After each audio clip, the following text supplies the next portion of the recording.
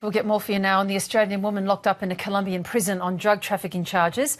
Cassie Sainsbury was detained after getting caught with 5.8 kilograms of cocaine in her luggage at Bogota airport. ABC reporter Rachel Papazzoni joins us now on the phone from Colombia. Rachel, good morning to you. The latest twist in this case is Cassandra being photographed with the drugs police allege she was trying to smuggle. Yeah, I've just seen that photograph myself, Michael. As you say, I'm in Colombia. I'm actually here on holiday with my partner. He is a Colombian originally as well, so we've come here to visit family.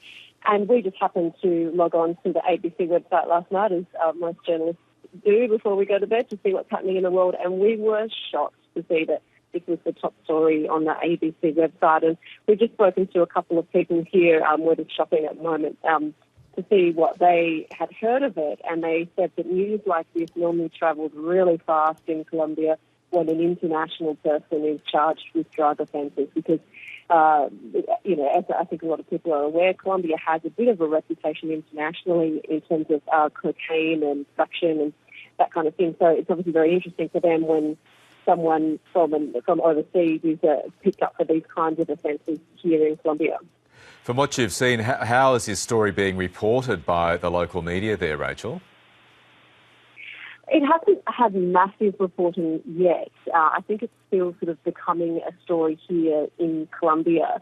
But with the information that we know about Cassie Sainsbury and the fact that she's being held at El Buen Pastor prison, when Jose, my partner, and I were talking about that last night, as soon as he realised that's where she was, he shook his head and he said that is a really, really bad place for anyone to be in. Apparently it's 50,000 women overcrowded, so that's a lot of people there. And Colombia is obviously a country that is a lot poorer than Australia. Conditions here generally are not as good as what we are used to in Australia. We're in a very fancy shopping centre at the moment. I went to the bathroom and the facilities there are quite different to what you'd find at a shopping centre in a capital city in Australia. So going by that measure, the conditions that Cassie Sainsbury faces in El Buen Pastor prison will not be good, so they will not help her mental state while she tries to fight these charges. Yes, and finally, as is the case with any Australian caught up in this predicament overseas, local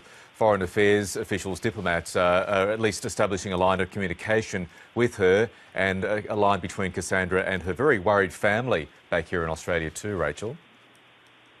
That's right, and her family maintain her innocence, saying that she took these packages, 18 of them in all, from an acquaintance that she'd made in Colombia, thinking that they were headphones, put them in her luggage and didn't really think any more of it. According to her family, they've enlisted a local lawyer, which of course she will need, but she'll also need not just lawyers, but translators, people who can provide her with information.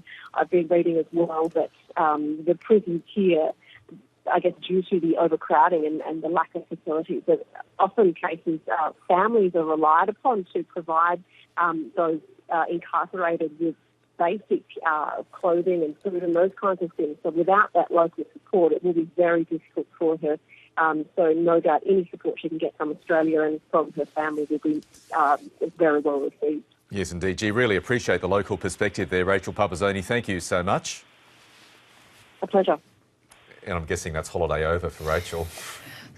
Just quietly. Whenever this happens, we always manage to turn up. An ABC reporter somewhere is always somewhere out and about. I guess they're far and wide.